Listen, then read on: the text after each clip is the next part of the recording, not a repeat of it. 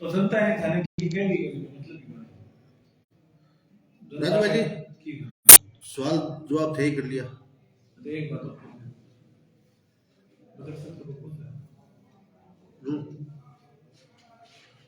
और सामान लगा ले हां से कोई दिक्कत नहीं तो लगा ले मेरे को ठीक है थाने पकड़ दो पड़ा अरे सही है कोई दिक्कत।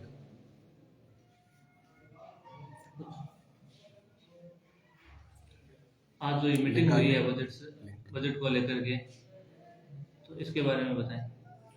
आज की बजट मीटिंग में सर्वसम्मति से बजट पारित किया गया है। उसके अलावा दो एजेंडे और थे, एक तो कर्मचारियों की डीपीसी का और एक कर्मचारियों की कॉलोनी का। सारे एजेंडे सर्वसम्मति से पास किए गए।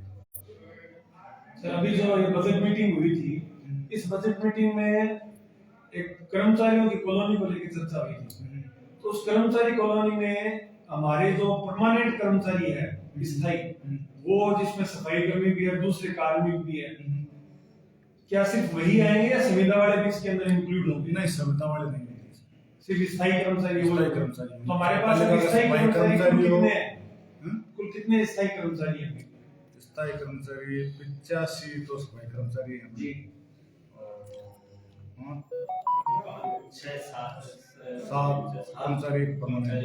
तो उसमें ईओ भी सम्मिलित है या नहीं? बिल्कुल ईओ सम्मिलित है। तो अभी जैसे श्रीडूमन के अंदर ईओ स्थायी नहीं रह रहे हैं, अल्टरनेटिव चेंज हो रहे हैं। जैसे आपके पास भी अभी 5 नगर पालिकाओं का दायित्व दे रखा, मतलब पूरा चूरू जिला एक प्रकार से आपका, ये श्रीडूमन भी चूरू जिले में मान लो ये भी आपके ही दायित्व में है। तो अभी जैसे ये नगर पालिका की कॉलोनी काटी जाएगी तो वो ईओ के नाम से काटी जाएगी या पर्टिकुलर व्यक्ति के नाम से? तो कर्मचारियों से आवेदन लिए जाएंगे जी, उसके अनुसार लॉटरी के माध्यम से होगी। तो वो जैसे ना ईओ वाली ईओ को होगी या कर्मचारी ईओ पे कर्मचारी के नाम से होगी।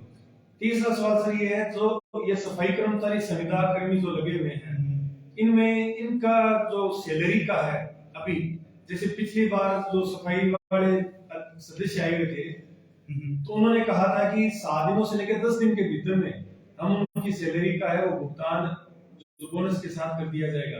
उस पर कितनी कार्रवाई आगे बढ़ी है? अभी बजट उपलब्ध हुआ है पालिका को, बिल अलॉटमेंट हो गए और अभी भुगतान की कार्रवाई की जाएगी। सर श्रीडूमन कस्बे की सबसे बड़ी समस्या है सफाई। गलियों में ऐसा है स्थिति कि उस गली में आम आदमी पैदल नहीं चल सकता, 4 व्हीलर भी नहीं ले जा सकता, इतना उस गलियों में पानी रहता है। इसको घर से बाहर नहीं निकल सकते, जो घर में चले गए उनसे मिलने के लिए कोई बाहर वाला व्यक्ति नहीं आ सकता। यहाँ तक की स्थिति है कि उनकी बहू बेटियां भी उन घरों में आती जाती बंद हो गई है। रीजन कि गलियों में पानी और कीचड़ दलदल जैसा पड़ा रहता है। तो ये सफाई का जो बजट है वो करोड़ों में है।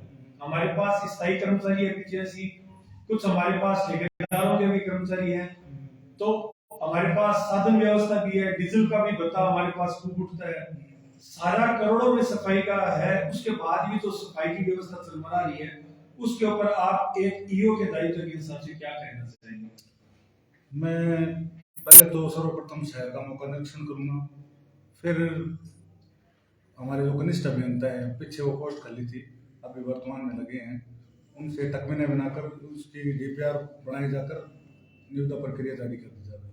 एक सर मुद्दा चला था कि दिन में लाइटें जलती रहती है। हकीकत यही है कि जो बड़ी लाइटों के साथ स्ट्रीट लाइटें दिन में जलती है और रात्रि में ऐसी कई गलियां जो अंधेरे में धूप में रहती है।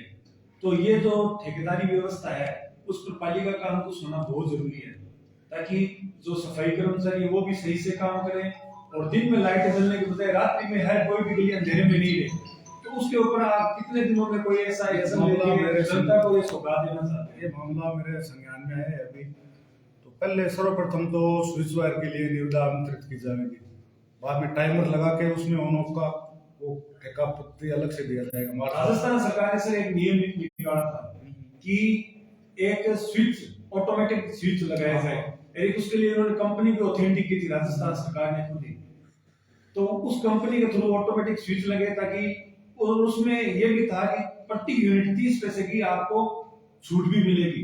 तो ये हमारे पालिका में ऐसा अभी तक आया नहीं है, या तो हमारी पालिका को इसकी जानकारी नहीं है। क्योंकि ये एक बहुत बड़ा है, इसमें 30 पैसे की छूट मिल रही है, तो हमारे हजारों यूनिट जो खर्च होते हैं उसमें 30 पैसे की करेंगे तो बहुत बड़ा फायदा होगा, और लाइट है वो अपने आप बंद भी हो जाएगी। सही है। इसके लिए स्विच वायर के लिए निविदा आमंत्रित की जाएगी और उसी के लिए अभी भी सर स्विच वायर का तो एक टेंडर निकला था हमारे पीछे 2019 में। वो मेरे संज्ञान में नहीं है। अभी एक चीज और सर, हम आपसे अंतिम सवाल करना चाहिए, जो आज बजट की मीटिंग हुई, बजट की बैठक में सारे पार्षद थे, वो सिर्फ सफाई और दूसरा स्ट्रीट लाइट और तीसरा था कि उनका ये जो यूडी टैक्स है उसका मुद्दा उठाया गया था।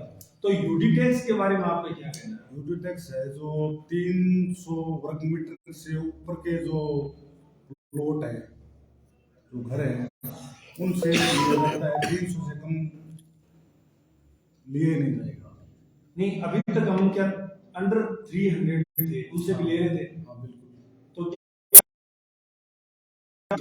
वो मार्गदर्शन मांगते हैं, वो चल रहा है। तो उनके क्या गाइडलाइन है अपनी राजस्थान सरकार की? 300 कितना से ऊपर की 300 वर्ग मीटर से ऊपर कितना यूडी टैक्स लगता है? स्क्वायर फुट या स्क्वायर